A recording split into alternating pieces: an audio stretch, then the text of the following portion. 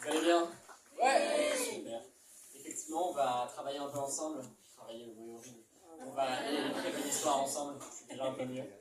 Mon histoire n'existe pas, pour ça je vais avoir besoin de 7 de vos mots, des mots qui n'ont aucun lien entre eux, juste des mots du dictionnaire français, et on va essayer d'en faire une histoire. Donc je vous écoute. Carpe. Carpe. Pardon? Redingote. C'est une petite veste, ok. Alors excusez-moi, j'en ai raté par là? Convulvé. Convulvé. Comment? Framboise. Protubérance. Encore deux? Camembert. On l'a déjà eu ici. C'est toujours toi qui dis camembert. Oh, cool. Toujours camembert. Comment? Ok, brie, je prends brie. Et un dernier? Crotte. Crotte. On finira par une crotte. Ça va de mèche avec le brie. Ok, nous avons 7 mots pour raconter une histoire. Nous avons carpe, redingote, convulvé, framboise, protubérance, brie et crotte.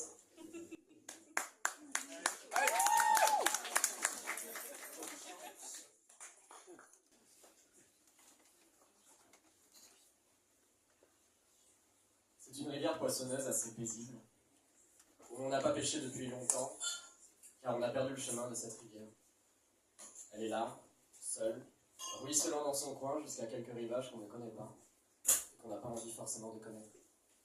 Dans cette rivière, on trouve beaucoup d'animaux différents, principalement des poissons, car ce sont principalement les poissons qui vivent dans les rivières. Mais il y a un poisson qui diffère un peu des autres, c'est une sorte de carpe, mais pas vraiment une carpe. Elle a un déplacement un peu différent de ses congénères. Comme les saumons, elle peut remonter la rivière, et comme les autres poissons, elle peut juste se laisser porter par le courant. Elle n'a pas de destination fixe ni d'objectif alimentaire, elle n'a pas d'envie particulière de suivre le chemin tout tracé, elle a envie de se distinguer. Comme ces gens qui portent une belle redingote pour essayer de montrer au monde qu'ils s'habillent différemment et que leur style vestimentaire a une importance quelconque et que donc par là ils essayent de s'affirmer. C'est une chose belle de vouloir se différencier, de vouloir s'unifier, de vouloir s'uniformiser dans un monde où par la connexion on pourra peut-être se retrouver. Et on a besoin de ces différences pour trouver des chemins communs, car si on est comme les autres, il n'y a pas de terrain d'accroche. Donc, la carpe porte sa redingote à elle, qui se base sur le mouvement, sur un déplacement fluide, sur une façon de se mouvoir, d'exister latéralement, verticalement, de bouger, de se relever, de convulver peut-être, d'essayer de les attirer, d'essayer de les repousser parfois et d'essayer dans ce grand rassemblement à la fois d'amour et de rejet qui consiste à rassembler toutes les attractions humaines. Elle essaie de se différencier et parfois elle sort de l'eau comme ça, d'un bond. Elle essaye de passer, d'essayer d'attraper un peu d'air de ce bout d'espace qui appartient aux autres, aux oiseaux qu'elle voit de tout en bas, légèrement diffractés par la lumière qui s'échappe en haut. Elle essaye de rejoindre les oiseaux, et elle aperçoit parfois, quand elle passe au-dessus de la terre, un bout de terre, un bout de plat, un endroit où il n'y a pas d'eau, un endroit un peu étrange, où on ne voit même pas comment on peut respirer, parce qu'on est mis tout à fait dans l'air, après à retomber, mis tout à fait sur la terre, un endroit de sable entre deux eaux. Et là-bas, il pousse d'étranges choses, des choses qu'on ne trouve pas dans les fonds marins. Il pousse des framboises, il pousse des arbres, il pousse un tas de fruits et de ressources qui sont différentes et qu'on aimerait amener ailleurs, qu'on aimerait ramener chez soi. Cette carpe, elle rêve de voyage. Elle rêve de récupérer tous ces éléments de l'extérieur et de les emmener dans son élément, mais ces éléments-là ne sont pas faits pour être amenés. Comme ces statuettes qu'on vole et qu'on ne rend jamais, et qui n'ont pas leur place à l'endroit où on les ramène. Il faudrait les laisser là-bas, elles ont plus de sens là où elles ont été faites. Les framboises ne peuvent pas vivre dans les fonds marins. Alors autant les déguster sur place, les reposer, en faire pousser d'autres. Et ne pas laisser dans son environnement à soi, cette forme étrange qui n'a pas sa place, qui ne s'y retrouvera pas et qui se sentira comme une sorte de protubérance sans intérêt, qui aura perdu toute son essence et tout ce qui la compose. Mais là, c'est un endroit qui a besoin d'autre chose. Et chaque habitat est différent. Et c'est peut-être ça dont on manque quand on rêve de voyage. On a toujours là.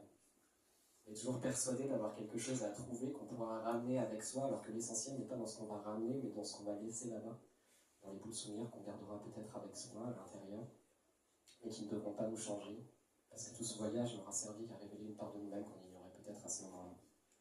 Et alors, la carpe se dit qu'il est peut-être temps de se nourrir d'une façon un peu différente, et d'essayer de goûter à des mets différents, des mets exotiques, des mets d'un habitat qu'elle ne connaît pas encore. Alors plutôt que de se laisser aller par les débris de poissons, les algues marines, elle décide d'aller goûter quelque chose d'encore un autre espace, un espace qui n'est ni tout à fait du sable, ni tout à fait dans l'air, ni tout à fait dans l'eau, un espace un peu étrange, fait de bitume, où subitement quelqu'un, pas très loin de la rivière, sur un endroit qui a été habité, urbanisé, y a laissé tomber un sandwich.